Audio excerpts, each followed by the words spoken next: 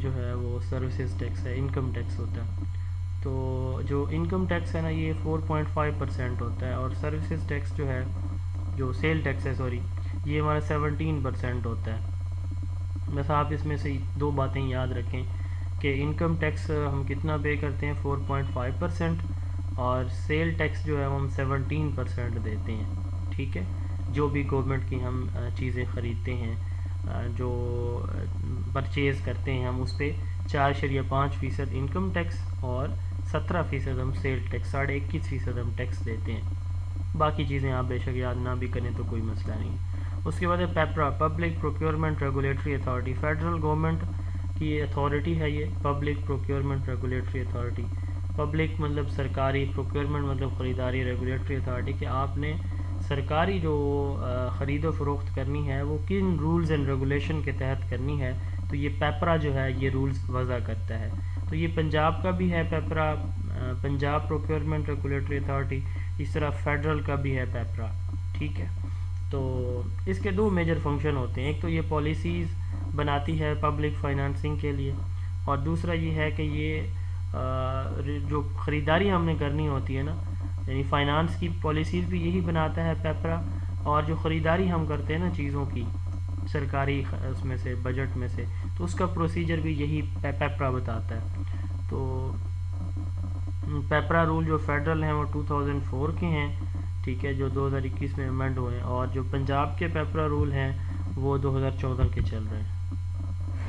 اس کے بعد ہے پیفرا.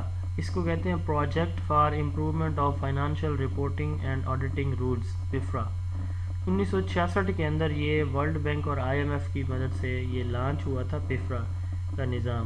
تو اس کا مقصد پاکستان کے اندر جو فائنانشیل اور آڈیٹنگ سسٹم ہے نا، اس کو بہتر کرنا اور اس میں فراڈولنٹ ایکٹیویٹیز کو ختم کرنا.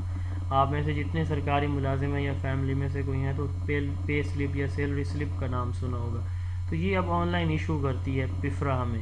تو اس طرح ہمارا GP فنڈ یا پینشن کی کیلکولیشن بھی یہ پیفرا کر کے دیتا ہے. ٹھیک ہے، تو اس کا ایک ماڈل ہے جس کو نیم ماڈل کہتے ہیں، نیو اکاؤنٹنگ ماڈل. یہ بھی پیفرا کے انڈر کام کرتا ہے. یہ جو ہمارے اکاؤنٹس آفس کے اندر سافٹ ویئر ڈفرینٹ یوز ہوتے ہیں، یہ نیو اکاؤنٹنگ ماڈل جو ہے یہ بھی پیفرا کا ہے. GP فنڈ پنجاب کے اندر 1978 کے اندر جنرل پراویڈنٹ فنڈ جو ہے یہ منظور کیا گیا. اب اس میں ہوتا کیا ہے کہ ایک سرکاری ملازم کی اس میں سے تنخواہ میں سے پیسے کاٹے جاتے ہیں اسکیل وائز. ٹھیک ہے، اور پھر اس کو ریٹائرمنٹ پہ دے دیے جاتے ہیں. ہاں، اگر اس کی عمر 50 سال ہو گئی ہے تو وہ جتنا بھی اس نے فنڈ اب تک اس سے لیا گیا وہ سارا لے سکتا ہے. اب گورنمنٹ اس پیسے کو یہاں سرکاری ملازمین سے لے کے وہ انویسٹ کرتی ہے. ٹھیک ہے، اور اس سے پروفٹ بھی سرکاری ملازم کو دیا جاتا ہے. تو اس کی انسٹالمنٹ جو ہے وہ اگر کوئی پہلے لے لیتا ہے، مثال کے طور پر کسی کو پیسے ضرورت ہے، گھر میں کوئی ضرورت ہے، تو وہ پیسے ایڈوانس میں بھی نکلوا سکتا ہے اور پھر بعد میں وہ دیتا رہتا ہے.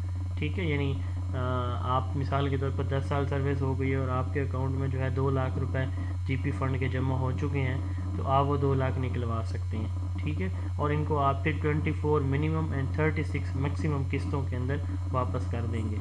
ٹھیک ہے، تو اگر 50 سال سروس ہو گئی ہے تو آپ ساری کی سارے GP فنڈ نکلوا سکتے ہیں. بینوولنٹ فنڈ یہ 1960 میں جو ہے اس کا آفس لاہور میں جو ہے وہ اس اناگوریٹ کیا گیا. تو یہ سرکاری ملازم کو بچیوں کے لیے میرج گرانٹ دیتی ہے، یہ بینوولنٹ فنڈ سے دیا جاتا ہے.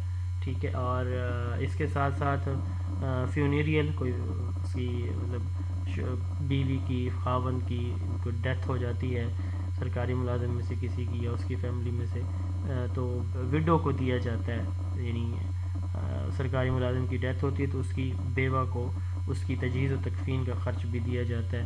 اس طرح آخری جو اس کی ہوتی ہے ریٹائرمنٹ، تو ریٹائرمنٹ میں جو لاسٹ سیلری اس کی ہوتی ہے نا، تو جو آخری اس کی تنخواہ چل رہی ہوتی ہے وہ ایک بیسک پے بھی ساتھ دی جاتی ہے، اور اس کے 2 بچوں کو اسکالرشپ بھی دیا جاتا ہے. اس کے بعد ہے PER، پرفارمنس ایویلویشن رپورٹ. اس کو پہلے اینول کانفیڈینشیل رپورٹس کہتے ہیں. جب ایک سرکاری ملازمت میں آتا ہے نا تو اس کی پھر جانچ پڑتال کی ایک رپورٹ تیار کی جاتی ہے جس کو ہم PER کہتے ہیں. پہلے اس کو ہم ACR بولا کرتے تھے.